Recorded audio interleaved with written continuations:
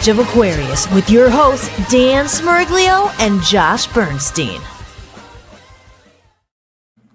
Happy Sunday evening for you. We're right on time at 9 p.m. Eastern. Oh, sorry. So we're right on time at 10 p.m. Eastern time.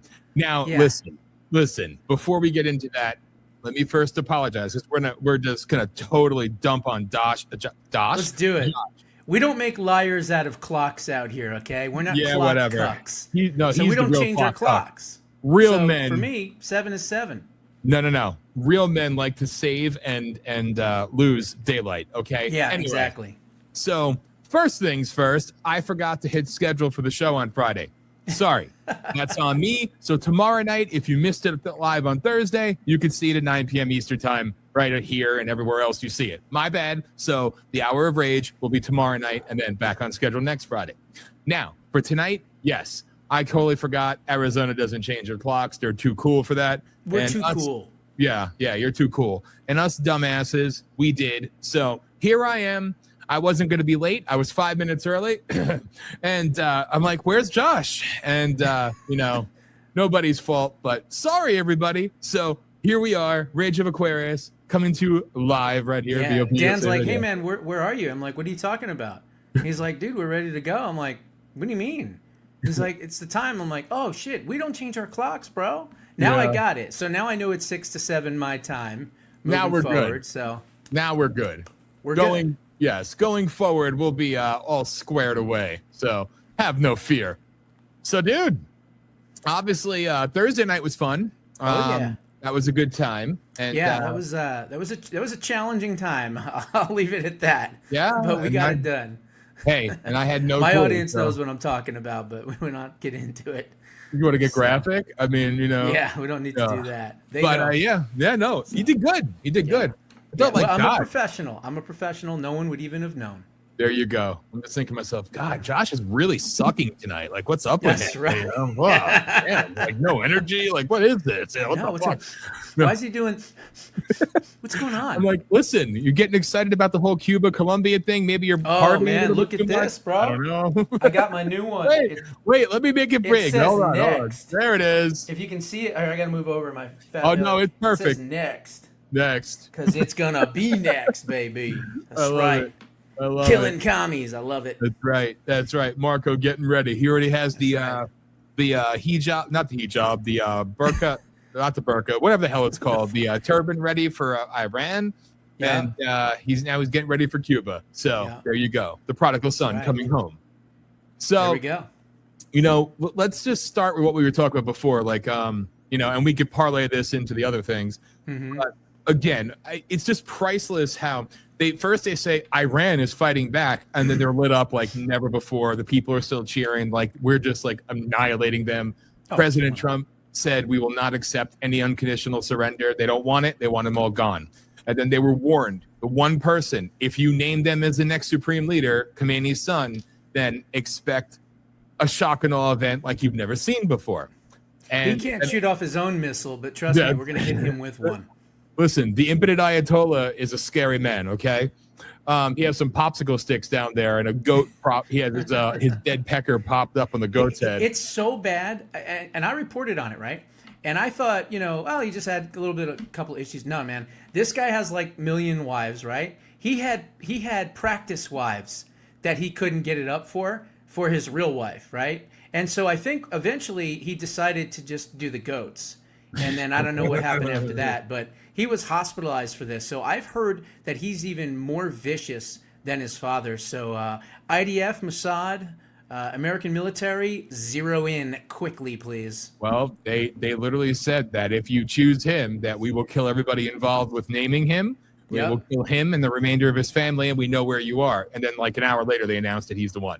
So yeah, I mean, you gotta love it. But here's the thing: they have a death wish. They don't care. Yeah. That's the thing and I explained this before. It's mass mutual destruction.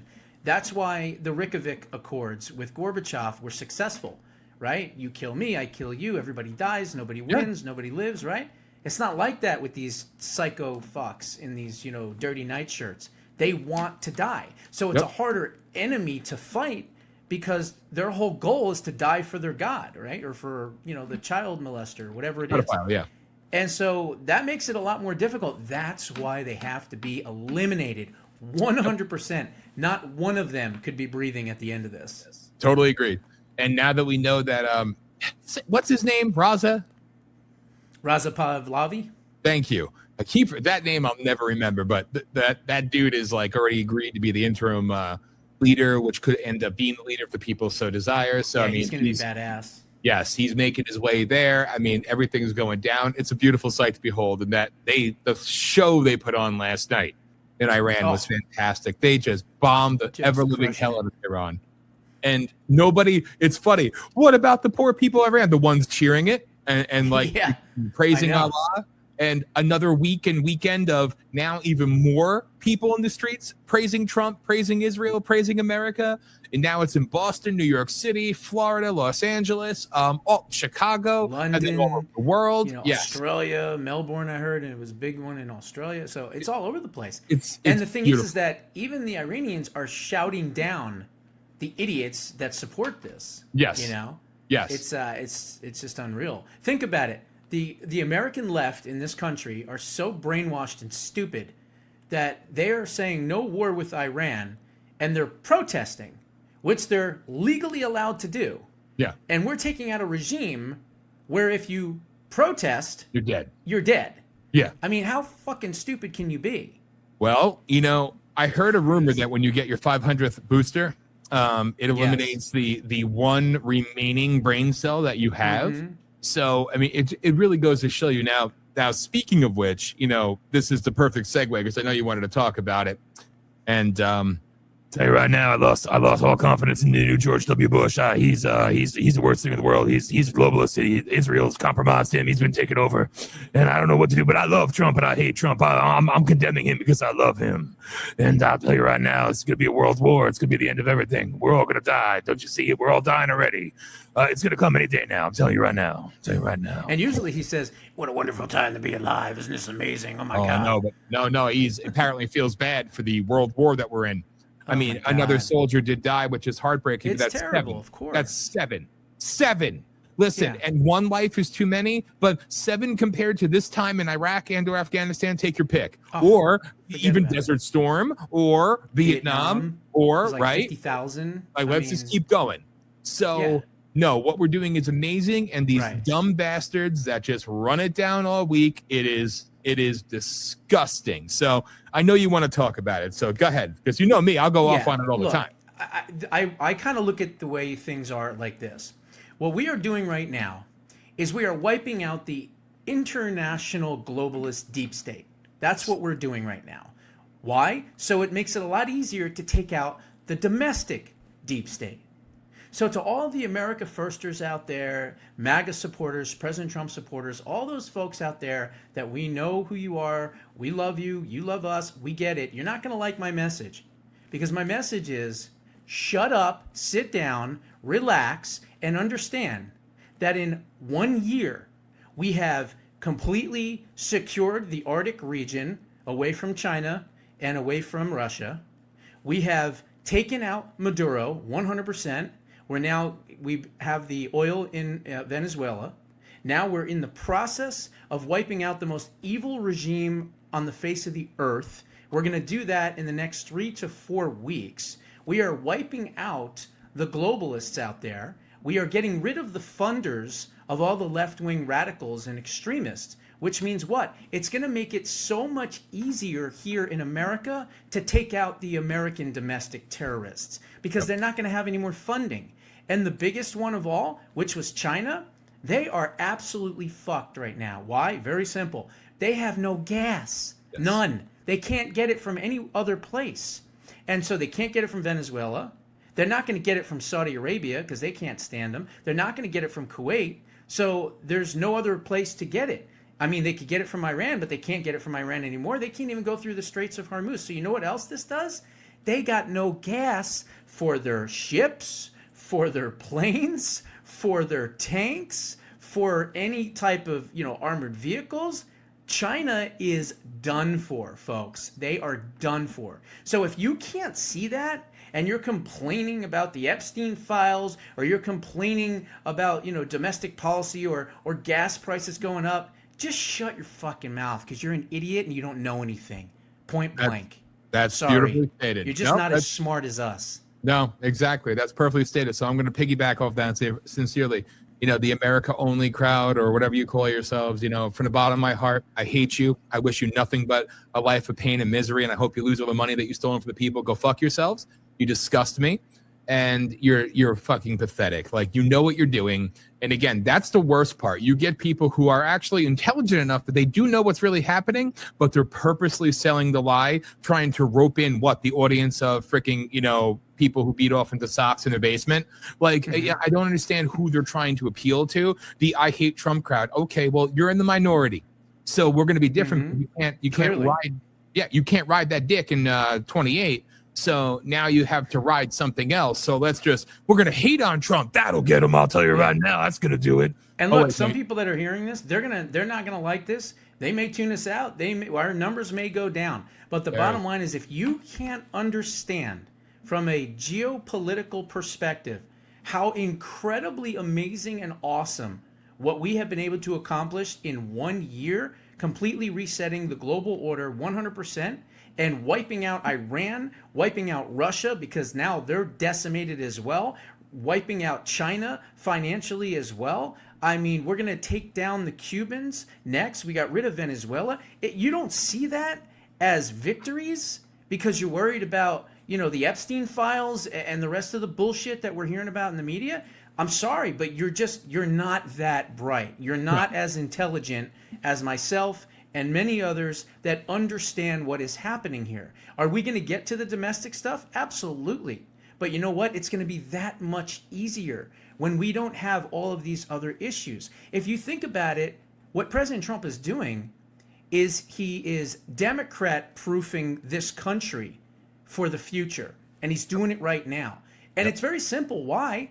Because you've got these asshole judges that won't let him do anything. You've got dipshit, fake Republican rhino scumbags that won't allow him to even pass the SAVE Act right now. You've got all these people fighting him. So he's going, you know what? Fine, fuck it. I'll just rearrange the world order. I'll take care of all the threats around the globe. I'll do all those things, the Americas that he's doing right now, taking out the drug cartels. He is making the entire world safer. Not more dangerous, safer.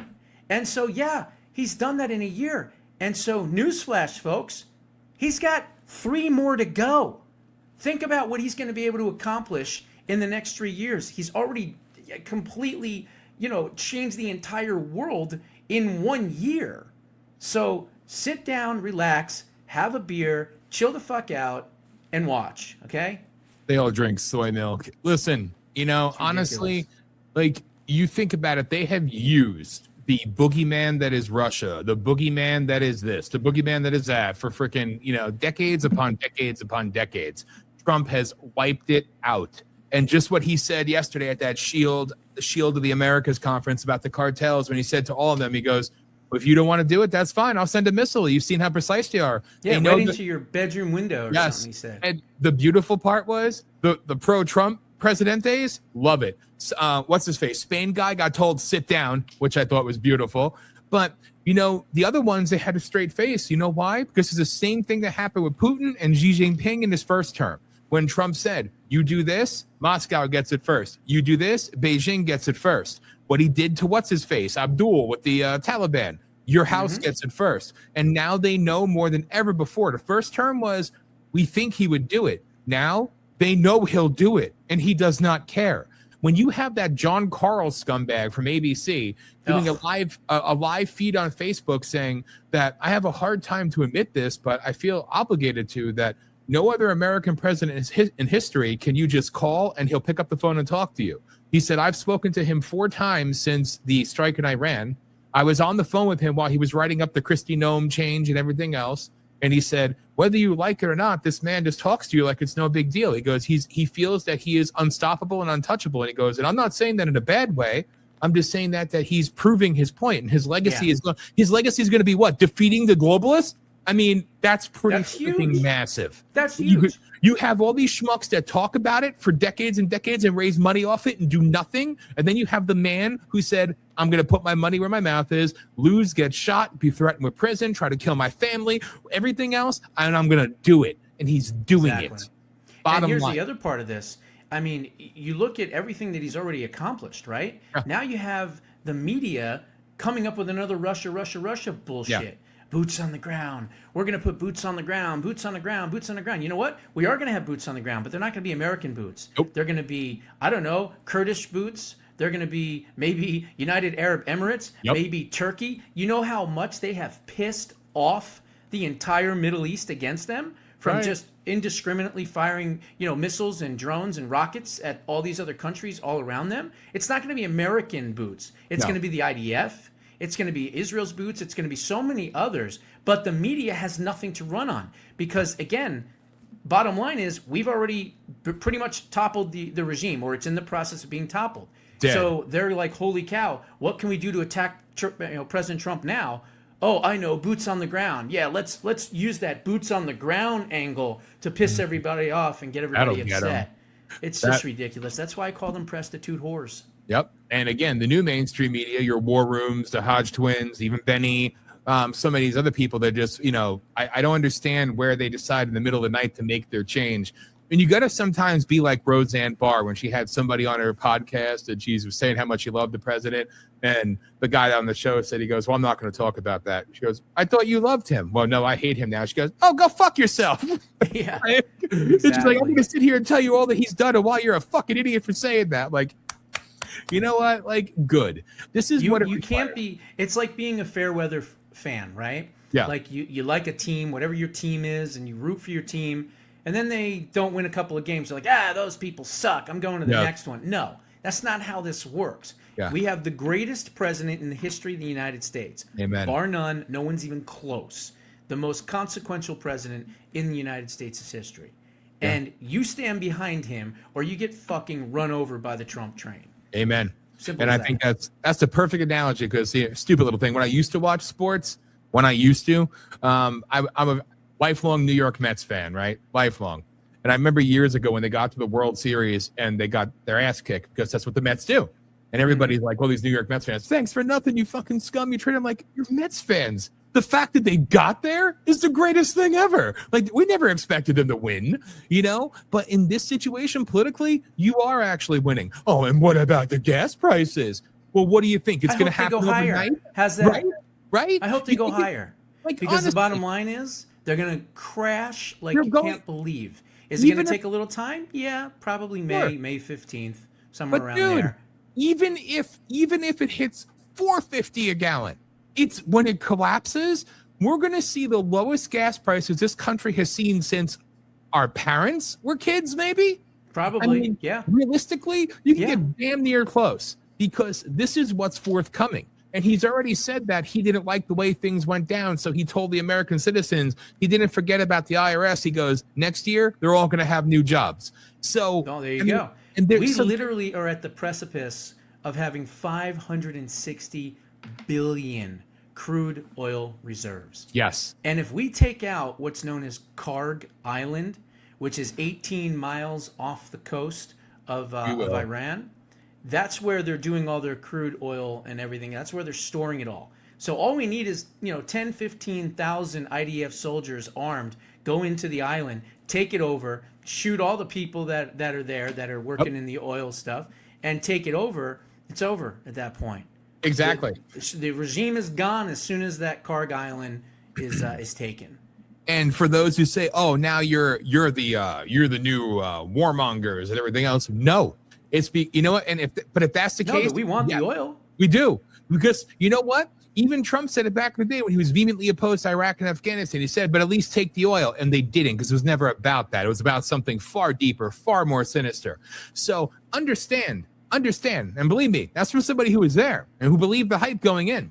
All right. So you have to realize that these people that are working on that island, right? Well, you want them to shoot the oil workers? You're goddamn right I do, because they know exactly what their oil is funding, who it's funding, where that money goes. They're all complicit. They all need to die because they would kill you and kill your family without a second thought. So let's do the world a favor and rid them. Send them to their goats, send them straight to the jihadi pedophile hell, and let them burn for eternity.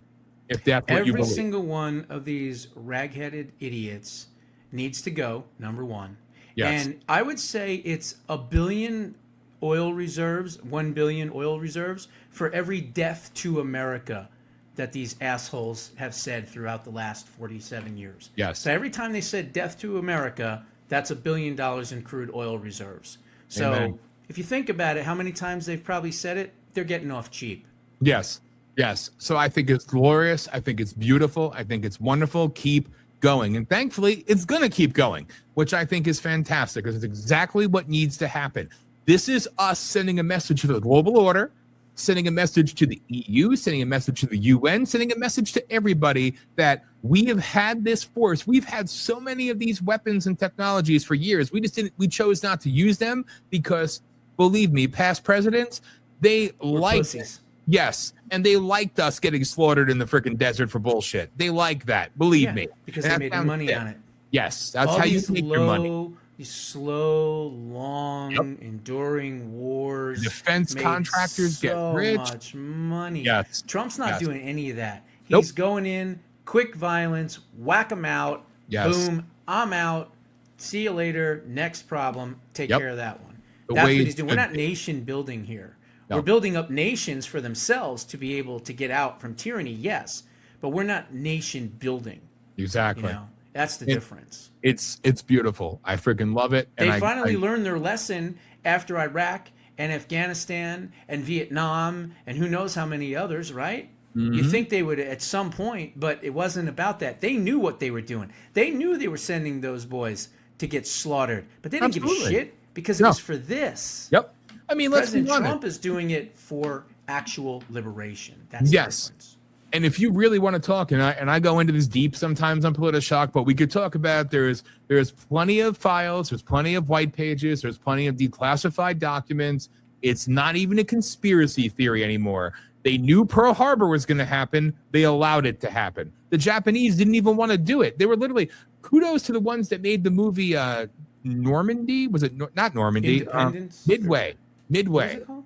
Midway? Yes, the remake of Midway actually starts off with the one, I forgot his name, my history's off, sorry Dad, but the American military Navy guy was in Japan talking to the Emperor, and he was saying, please, can you relay to the White House that we want no aggression with America, please stop blocking our shipping lanes because we're trying to move food, trying to move munitions and everything else, and he said, I'll do everything that I can. I was so surprised that they did that because it's historically accurate. But we purposely did it. We pushed it. They hit us in Hawaii. They could have hit us in the mainland if they really wanted to. They hit us in Hawaii, but we knew it was coming. We knew the attack was coming, but that was the way to drum up the war machine, get out of the Great Depression. It's always been a business. Then you have, again, my favorite general in history was MacArthur. When he was brought back into the theater of combat with Korea, 100,000 troops, look what we did. And he was going to go straight through and decapitate what China had become. In a matter of 10 years, what China had become. And they pulled him from the theater of war and brought him home, and he was relieved. He saw it. Eisenhower, who was like, up there on my list of presidents, again, why did he wait until his last night in office to deliver that epic speech where he spoke about the dangers of the military-industrial complex in what, 1962, 63? I think somewhere around and then we all know what happened with JFK. We all, again, the CIA lied, people died. He's going to go after the intelligence agencies. Who's got to go. It's like this has been nothing more than a perpetual blood machine. Trump is changing all of it forever. And and he's also showing you what can be done and how it can be done and the way it should be done. So when others do it in the future for the wrong reasons, then it's up to us. That's all I'm saying. Remember how Trump did it? We need to get back to doing that exactly. So he's setting the standard for future presidents. There's no question about it. And he's showing that if you have some balls, if you have some courage, if you have some determination, you can change the entire world order if you really want to put America first. And that's what America first is all about. These people that are complaining that this isn't America first, absolutely this is America first. It's 100 million% America first. That's exactly what we're doing. We're putting America first. We are rearranging the entire world order so that every single country in the world has to come to the United States for their oil. It's as simple as that. Brilliant. He did it in a year. I mean, this isn't, 3 years in the making. He did it in a year. And it's unbelievable. And the tariffs aren't going anywhere, but think about this. How much more money are we going to bring in from oil? Even if they took away the tariffs, how much are we going to bring in from the entire world having to go to America to buy their oil? It's brilliant. It is brilliant. He is setting us up for generations to come. Exactly. And people need to realize that. I mean, exactly. If you're, again, and that's why I had my rant against our own people, because they need to wake up and understand the ramifications of these decisions. They are going to be there for years, decades, generations. He is setting up the future in a way that we can't even figure out yet. Like, there's so many moves that he's made that are going to be beneficial to the United States of America, and so many of these communist regimes are just going to be absolutely decimated in the next couple of years. I mean, the Cuban regime, I'm hearing they have had, now again, this is a country that has had blackouts a lot. And it goes to show you, this is how the mindset of communism works. Let's get the people and we'll take everything from them. We'll give them a little bit here and there, right? We'll give them a little bit of food ration. We'll give them a little bit here and there. And we'll give them that so they can't fight back. They're weak. They have just enough.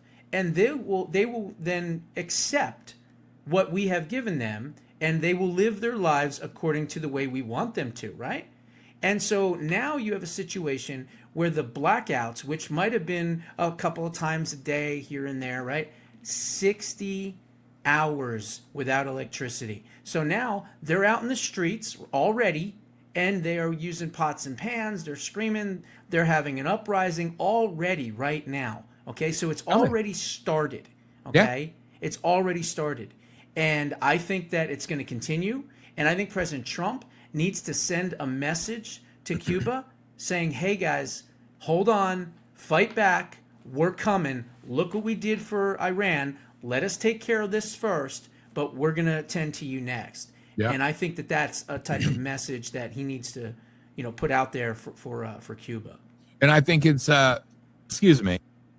I think it's coming. And I think that's the brilliance of him having a Marco Rubio and him having these people, and the world sees it. So I think one of the messages it sends, because Cuba's allies, what are they going to do? The same thing. Believe me, Cuba is this big on that scale compared to an Iran or a Venezuela. So they're not going to do a damn thing, and they're going to fall. And that's why Trump's saying friendly takeover. It doesn't matter. The takeover is coming.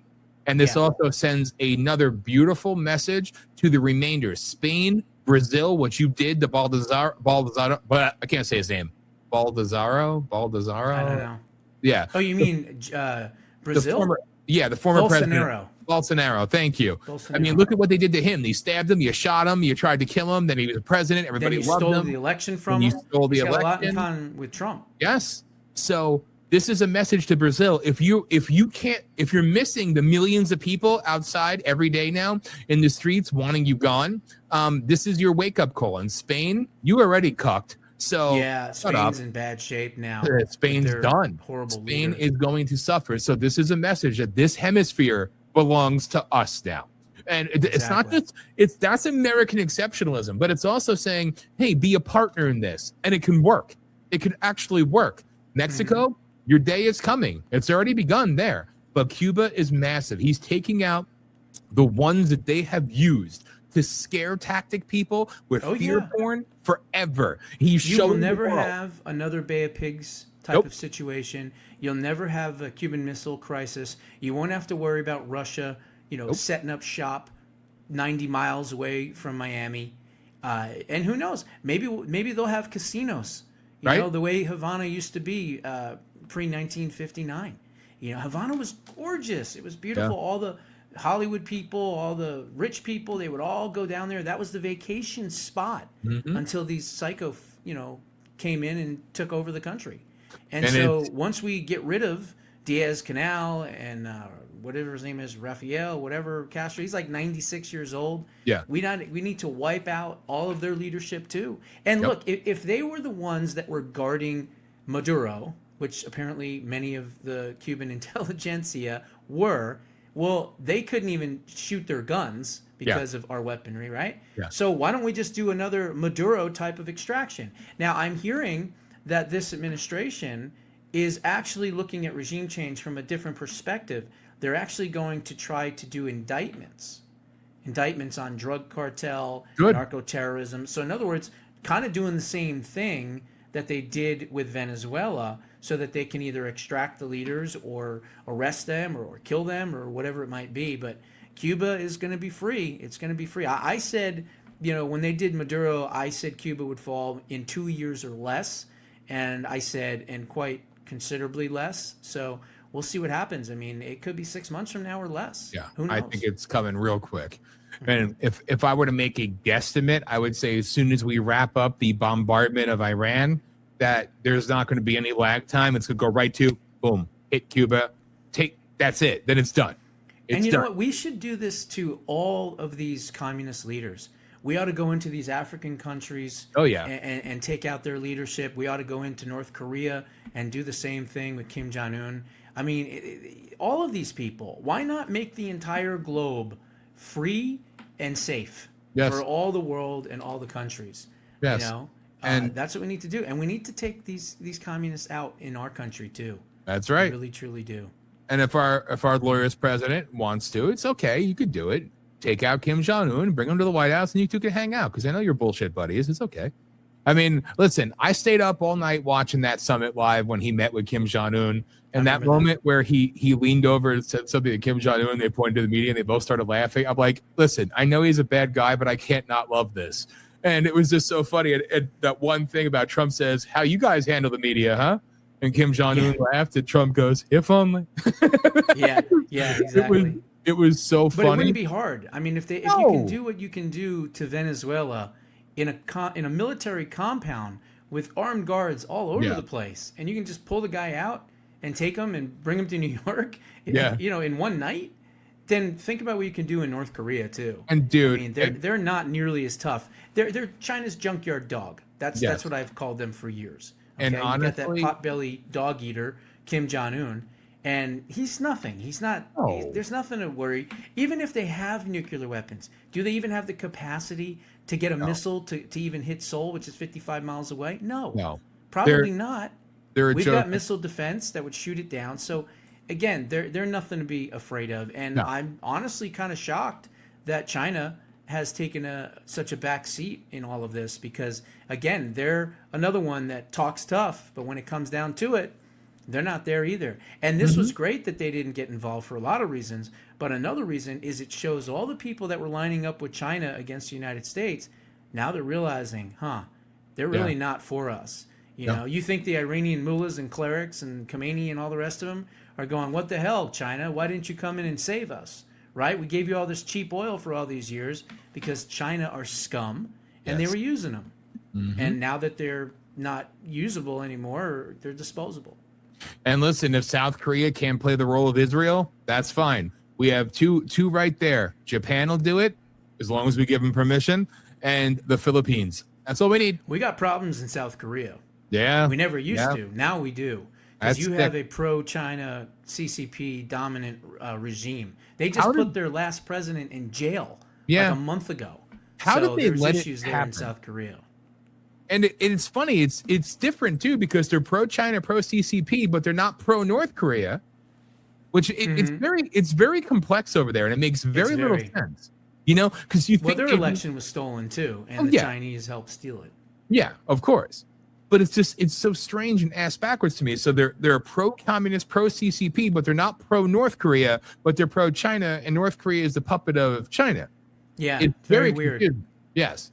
So very strange. But I think if you do something in North Korea, then South Korea is going to fall in line right quick, because it's just, and believe me, Japan's hungry for it. Now they have another great prime minister. May God protect her, because we've seen what they did to Abe. You know, Japan, it's not the same Japan, but they're listen, they've been gearing up for a fight. So, they were pretty hardcore back then, and I imagine they'll still be pretty fierce fighters. I'm just saying. Well, I think there's a lot of countries around North Korea that would love to take a piece of that country and absolutely take out those leaders and everything else. So I think that you'd have a situation where if they retaliated, all of the rest of the area and their militaries would help us. Yes. I mean, but then again, then you'd also have China probably maybe come in. I don't know. It's hard to say. China has surprised me. I was always thinking that they are the biggest existential threat, and I still think they are to a degree. To a degree, because of their espionage and spying and their bioterrorism abilities and things like that. But when it came down to it, they weren't there for their so-called allies. Yep. And I think that that's going to probably help isolate the Chinese regime moving forward. And I still think that, no, I don't think it, I know it. They have no choice. But I honestly don't think Russia gives two shits about China either way. But they have such a land border with, what are you going to do? Matter of convenience. But either way, they've both been neutered. And it's brilliant to see. And I mean, their espionage game is spot on. I mean, look, I was appalled by that Swalwell for banging Bang Swallowswell, I call him. Yeah, when he was banging the Chinese spy, Fang or something. Bang. I was shocked by that because I'm like, wow, I thought for sure he was a pickle buffer. So, he definitely looks like a rump wrangler. Oh, yeah. He's definitely a sword. Oh, my God. Sword Swallower. Yeah. Peter Puffer. Dumpster. Carrot chomper. Yes. Jumper. We can't speak tonight. So I was surprised by that one. I'm like, wow, she was definitely Colin Cowboy. There you go. There you go. I like that. Bareback Ranger, But and this guy was on the intelligence committee. Yeah. Can you imagine that? Well, he's got a beard now. He's tough. With China, they are good at infiltrating the United States of America, not just from the southern border, but going into our colleges, the Confucius Institutes, the Thousand Talents program, where they send their best and brightest into our universities and research centers to steal our biological, information and intellectual property, and then they bring it back to China and the PLA, the People's Liberation Army, which is their bioterrorism wing and their military wing, and then they create all these freaking viruses all over the place. Yep. And they have people like Dr. Fauci helping them fund it. It's ridiculous. Crazy. It's an interesting world, man. But God, the global order is changing, Yeah. So it's gorgeous to see. It's gorgeous. It's amazing. Like I said, I mean, obviously the next thing, and I love what President Trump said, no bills until the SAVE Act is done. So he definitely wants that. Now, I do think he kind of muddled the waters a little bit, because here's the thing.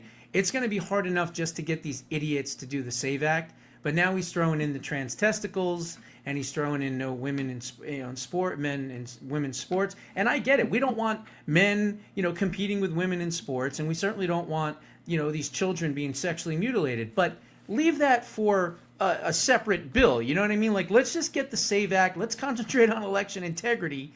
And then down the line, then we can throw that in there. Because I know what's going to happen. You might lose Fetterman. You might lose some of these other soft, Republicans like Susan Collins and everything else. And remember, we have the votes for the talking filibuster. And isn't it interesting, now that Cornyn thinks he's getting the endorsement, all of a sudden he's for the talking filibuster and everything else. So President Trump is moving in the right direction, but I do believe he ought to take those last two demands out for now. Let's get the SAVE Act done and then worry about getting those things codified. Because remember, they're executive orders, but they need to be codified as well.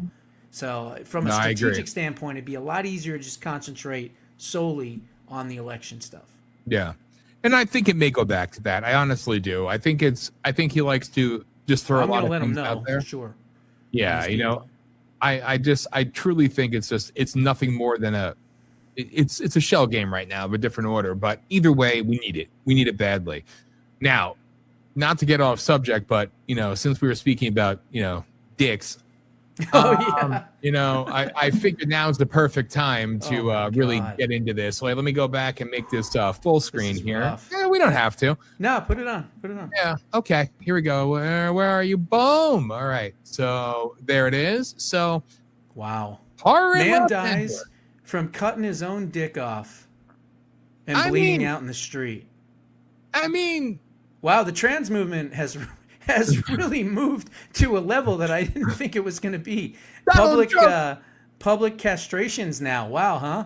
Donald Trump won't let me get my dick cut off, so I did it myself. And I died in the street. If the damn hospital won't let me get it done anymore, I'll do it myself. What the hell is wrong with these people? And I don't know about you, but every single time I've looked down and seen my dick, there's never been a time where I was like, you know what? Yeah, I think I want to cut that thing off. Like, not once. I don't get it. It's so crazy. And what makes it even better is this was in California. So again, inevitably we're saving tax dollars with this. You know, it's may he whatever. Well, he's gone. He's dead already. He died. That's right. He's dead. He'll probably still vote in the next 3 elections, but still, he will vote in the last. He will vote, yes. But at least he's dead. So it's quite. Yeah, one less surgery we have to pay for, right? There you go. Like literally, the man had reportedly stripped off his clothing while staggering toward a nearby 7-Eleven before collapsing in a pool of his own blood. I mean, like the dude cut off his dick and went wandering around the streets of Los Angeles. I mean, you know, it's a special kind of stupid right there, people. So you're welcome. Imagine if you were like in a time warp, and all of a sudden, you know, you're from the past, and you came into the future, and all of a sudden you saw someone doing that. You'd be like, "What the fuck? Send me back, man! Send me back!" Like, what the fuck is wrong with you? You might be a dumb bastard. So there's that one, and then we have another interesting story here that you shared it with me. So good on you for doing it, because you know I'm terrible at this. So. Here, let's I do the prep work, I guess. He does. I'm like the chef, does the prep work, cuts all the vegetables and everything else, ready for the meal. Pretty much, because I'm pretty bad with this stuff. So here, let's. This is good. Let me go here. All right. So let's take a look here. Times Trump endorses one social. Yes, Trump. You know, Trump's yesterday on Truth Social essentially said, when I endorse, it's a very big deal because the people that I endorse, the endorsees, almost always win. And as it turns out, the president is correct on this. He is a GOAT when it comes to Republican primaries. He is a Tom Brady. He is a Babe Ruth, because take a look here. Times Trump endorses won GOP primaries, congressional and gubernatorial races, 98% in 2020, 95% in 2022, and then 96% in 2024. Now, I will note that oftentimes he endorses incumbents, and those folks don't necessarily have very hard challengers. But even when he endorses challengers against incumbents, the challengers win a majority of the time. His endorsement, President Trump's endorsement, is as good as gold in Republican primaries. You know, you compare it to Tom Brady. He actually does better than Tom. Tom Brady lost a few Super Bowls, stunningly. Yeah. Donald Trump almost never loses when he endorses in a primary. Because why? Why? Because Republicans love Donald Trump more than any president's own party supporters loved him at this particular point. Just take a look here. Okay, own party supporters, 21st century presidents, own party approval about at this point in the second term. Bush was at 77%. Obama was at 77%. Look at this. 86% of Republicans approve of the job that Donald Trump is doing at this point. That is higher than either Obama or Bush had within their own party at this point. Trump's magic touch has not seen a war off yet when it comes to the Republican base. And what kind of approval are we talking about here? Okay, so we're talking about overall approval here. How about the strongly approved, not just like, but love. Okay, we're going to look at these same presidents again. Strong approval among your own party's base. What you see here is Trump is the only one who gets a majority at this point in their presidency. Obama was at 48%. Bush was at 47%. You see here Trump at 53%. Not as high as overall approval rating, but still getting a majority of the Republican base, at least in the average of polls, to say that they still really, really, really like him. Okay, so the president says he will endorse. He hasn't said who he will endorse yet. but I bet you the prediction markets have a sense. Yeah, there have been rumblings. The prediction markets are hearing rumblings, and they think that it is going to be this man, John Cornyn, who's the incumbent, who, of course, got more votes in the initial round just on Tuesday. On Tuesday, the chance, according to the Kalshi prediction market, that he would be the GOP nominee for Senate in Texas was 24%. Now on the belief that Trump will endorse. Look at that. Up like a rocket, 85%. And that is because the markets believe what we saw on slide number 1, which is Trump's endorsement is very, very important. He's a GOAT. And that increase really only because of the endorsement. Let's you got that about right. that, Harold. And thank you very much. Thank you, my friend. A lot of news this morning. Dude, you gotta love it, because it's proof positive right there that all these doomsayers and all these schmucks that say Trump's losing his base, whatever. No, he has his base locked down, but what he also has, what you all can't fathom, is he has a whole bunch of other people that are falling in line and supporting the man. So yeah. President Harry Trump, Enton is like the Grim Reaper of CNN. It's amazing to me that guy has not been filleted and put on the flagpole, because every single time he does one of these videos, that's all he does is just says how amazing Trump is doing, and all those people are ready to use butter knives on their throats. And dude, right? It's like cutting the wrist with a plastic knife or a fork. Like literally, you have a situation here where CNN, that man, is giving you more honest polling than Real America's Voice, Breitbart, Fox News, Newsmax. OAN gets a pass. They're pretty much spot on, but you don't really see them anywhere because that's what they do. More than most. Okay, so as all the other ones tout Trafalgar. Oh God, Rasmussen. Richard Barris, that schmuck. All them. I mean, they all turn, and they know better, but they're purposely deceiving you. When it's CNN showing you that, all right? When it's them showing you, that means it's amazing, isn't it? Oh, dude, when you think about it, whatever numbers they're putting out there, it's well higher. So I always wonder when Democrats see those segments and they know, oh God, here comes Harry. He's going to say how great Trump's doing. I wonder, do they listen to that, or do they probably switch off and go to MSLSD? You know what I mean? I hope they listen to it, because maybe they're going, yeah, maybe he isn't that bad. You know, look, wow, CNN is actually telling us the truth about this guy for once. Dude, it's kind of frightening. So, you know, President Trump, I understand we both understand more than anybody, including not our audience, but than most, why he supports and why he endorses some that he does. Yeah. All right. We get it. Yeah. And there are some where he needs the votes, you know. Yes. Unfortunately, why do you think he endorsed Lindsey Graham this day? You know, everyone was upset about that because he's, you know, on the Judiciary Committee. That's why, because he needed to get these judges through and things like that. So, look, it does suck. That's D.C., right? D.C. stands for the District of the Cesspool, because that's what it is. Yep. District of Criminals, whatever you want to call it. But it is, you know, it's backslapping, it's handshakes behind the scenes. It's probably, who knows, a little of this. I mean, who knows the hell goes on in Washington, right? But the reality is that, and I hope he doesn't do it because I think he's going to do it, but he's probably going to endorse Cornyn. But again, I want the SAVE Act. And it looks like President Trump is on the same page as as I was talking about on Thursday. Yeah. I said, I want the SAVE Act in law. Now, I know some people are like, we don't want to compromise and we don't want, you know, him in. I don't want him in either. But I want the SAVE Act more. And I have no problem telling anyone that. Because if we can get that, we can have so many more of these other Ken Paxtons out there. And here's the other thing. I think it was Alito and Thomas, one of those two, more likely Alito, was thinking of stepping down at some point. Alito. So if he does, then you put Ted Cruz on the court. Yep. And he'll be an easy fly-through nomination because he's part of the club, right? He's in the Senate.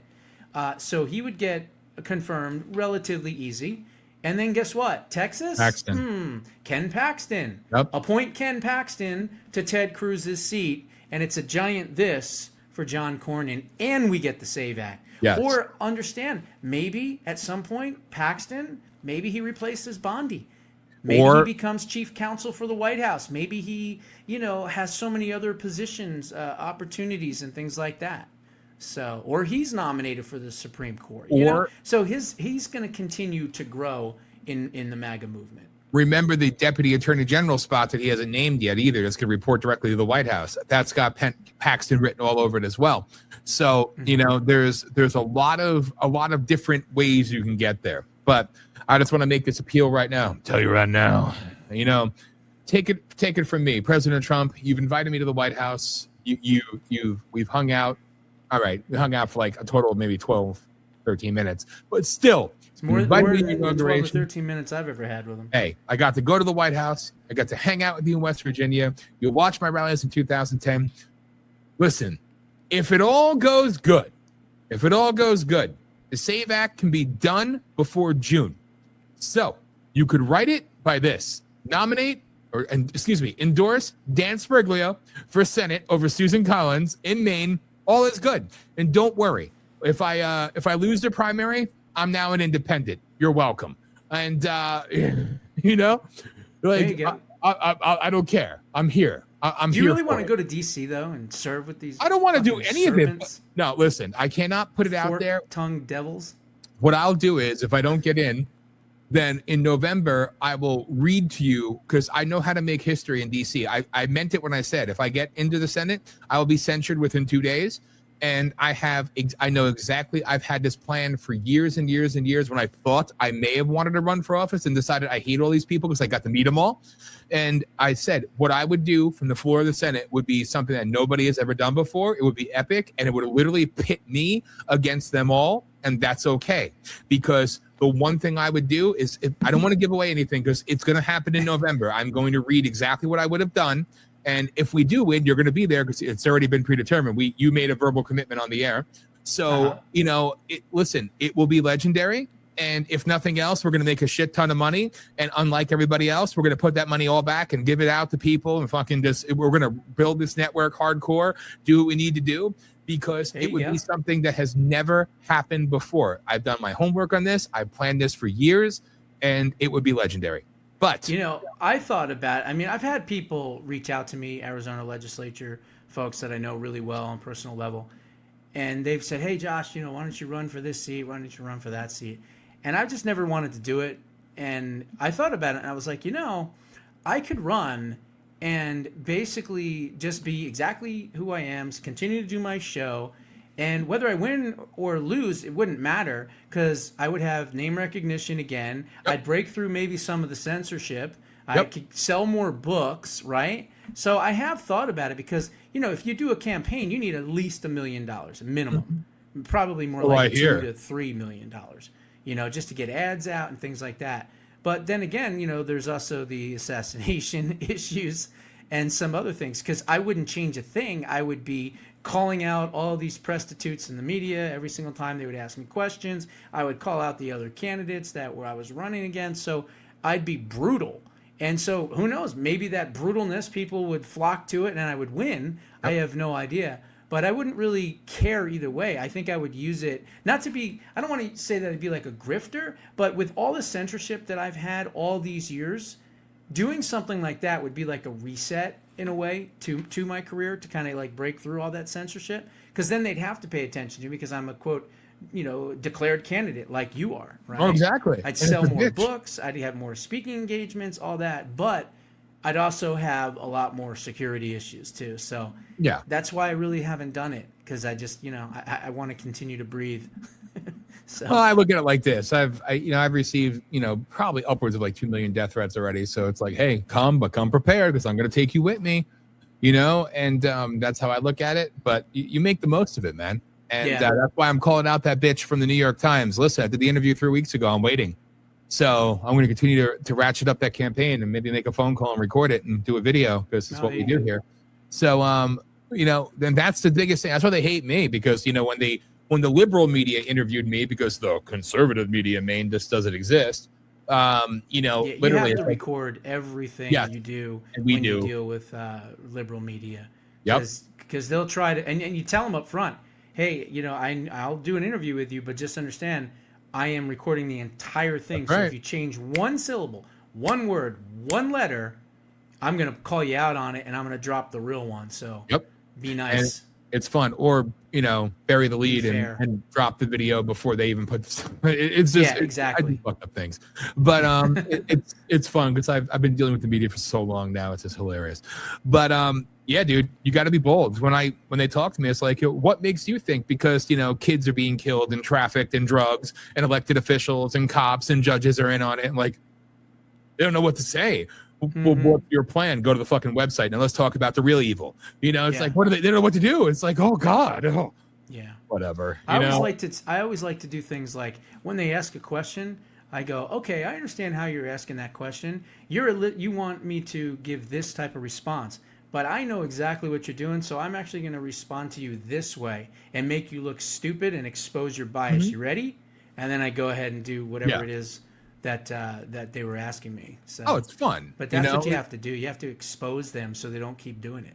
One time, it was kind of hilarious. I was doing a rally in 2006, and a reporter came up there. It was like my 5th or 6th rally, and I had just got done working all night on duty, on patrol, and then go stay up and then go do the rally. I throw on the suit, and I'm using literally a big giant garbage can covered in American flags on podium because we just didn't have it that day. We have about 2,000 people out there. This reporter comes over. He goes, and I had the microphone in my pocket, right? So what he didn't know is I turned it on. He goes, I want to ask you something, Mr. Smeriglio. He's like, since you're against all immigrants, I said, illegal. I said, you leave that out, but I'll correct the record for you. Right. Illegal. It's like, well, I notice you're wearing a black suit again. Is there a reason for that? Do you want to shed light on that? He puts his little tape recorder in my face. Tape recorder, people. Okay, tape recorder. And I said, that's a great question. You're the first one to ask me that. I said, well, I'm actually mourning the loss of America's sovereignty. He starts writing. I said, you dumb fucking idiot. It's called, I can only afford one suit. I said, why don't you buy me a nice gray one, ass fuck, and maybe I'll wear that one and make it look all pretty for you. When he didn't know, the entire audience heard it, and they all started laughing, and they all started like cursing at the guy, and it was just complete mockery of them. I loved it. That was one of my most favorite moments, I gotta admit. Out of all the crazy shit that I've experienced, that there was something about just seeing them get called out. And just like that one libtard, what's your plan to fix the problem in Mexico? That's why immigrants are coming here. I said, illegals? He's like, what? Well, she's like, what's your plan? And my people all surrounded her. I crushed, and I use this word lightly. It was more like demolished, sledgehammered, jackhammered. This black host that works with the Young Jerks. What's his name? Chunk Yogurt's crew. Yeah. The black guy. I can't think of his name. But I was beating his ass so bad in a debate, he cut my microphone. I think Rashad Ritchie, I think that is the name. Yeah. So anyone can look it up on YouTube. Put my name, Josh Bernstein, and I think his name is Dr. Rashad Ritchie. I absolutely obliterated him. And then, of course, I had Chunk Yogurt as well, and I destroyed him in a debate as well on the Young Jerks a couple of years ago. So those are some of my 2 highlights that anyone can go look at. They're really funny. The Sync one is like 25 minutes, and it's just he just gets demolished. It's so good. It's so good. It's epic fun when you could do that. Yeah. You know what I mean? Yeah, that was a good one. Like it's great. It's like I said, when she asked me, what's your plan to fix the problems in Mexico? I said, I'm in America. I don't give a flying shit about Mexico. Exactly. I said, but it's a little thing called 1776. Grow some nuts and take back your country. Until then, fuck off. I don't care about your problems. And that's exactly how I feel. So that was America first right there in 2006. All right. Because again, I'm protesting illegals. I'm protesting corruption, but I should care about the problems in another country. Sorry. Who cares about our problems?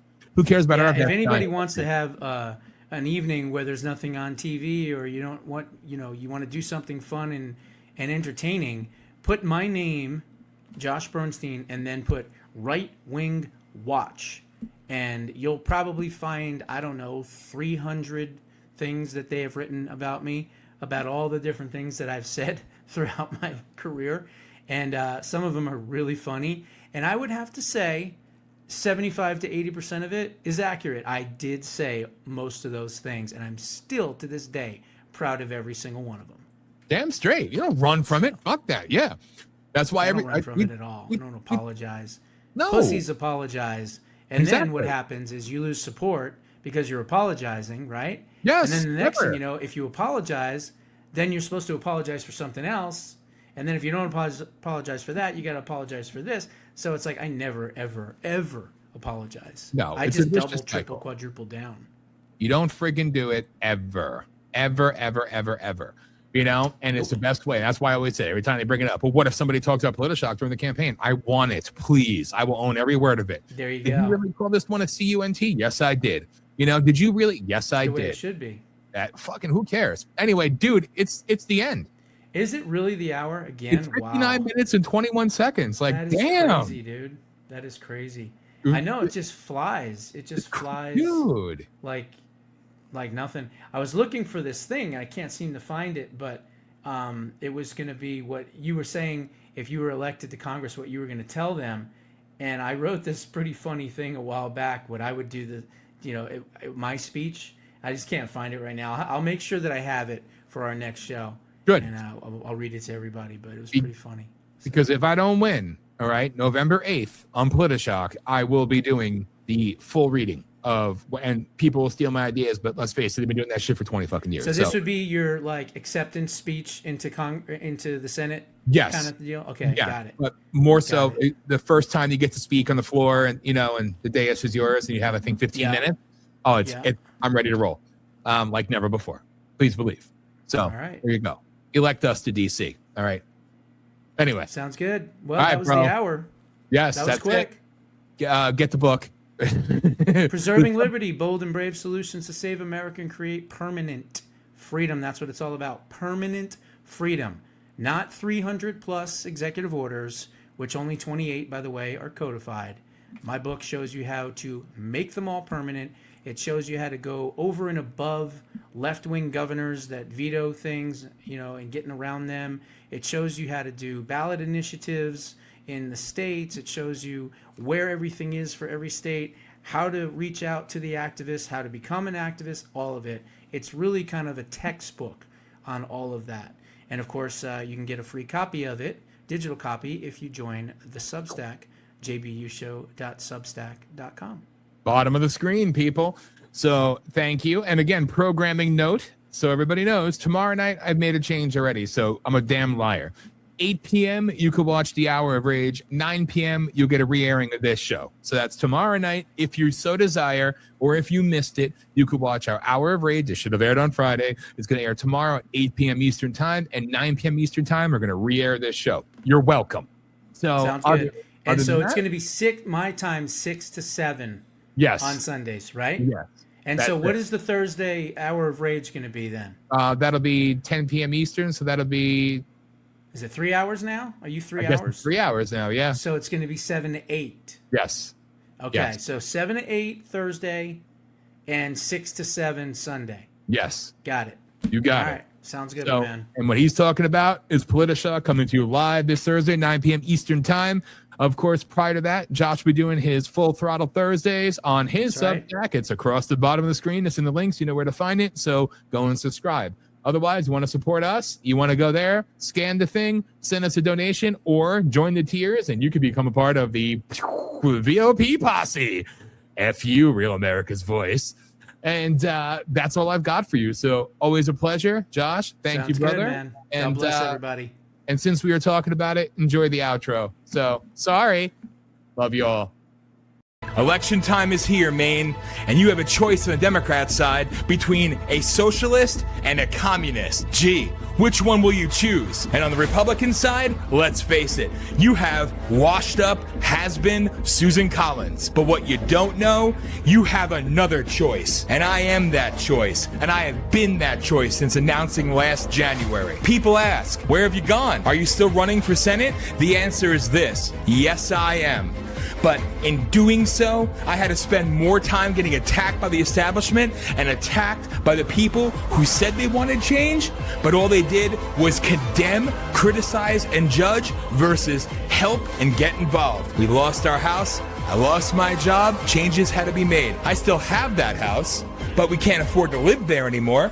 The price you pay for doing the right thing. You can't see anything about the campaign on social media. Social media, including X, is a joke. It's not a home for free speech. It's a home for suppression and suspension. As soon as we launched our Senate channel, it was deleted within 12 hours because the establishment fears the voice of truth. If you want to know what I'm doing and the things I have to say, go to VOPUSARadio.com and check out the Dan for Senate channel, and you can see all the videos as to where it began and how we got here. I told you over a year ago what it's going to be, and congratulations. While you were all trying to decide if I was a, quote, real Mainer, the establishment wins again. Your Marxist, communist, socialist piece of crap governor, she's a shoo-in for the Democrat candidate, and Rhino establishment hack is going to be your candidate on the Republican side. You want change? Write in change. Write in Dan Smeriglio. If called to serve, I will serve. But I am done sacrificing for people who don't want it. I'm done trying to prove myself to you. What I said over a year ago has come true. So now your choices are slim. Your state can no longer afford to be complacent and quiet, because you are all complicit if you allow this to occur. If you want the change, write in the change. Vote for the change. I did this because you didn't, because this country and this state needs a fighter. I'm here and ready to serve, as I have always been. BOPUSARadio.com. I say the things that you're too afraid to say.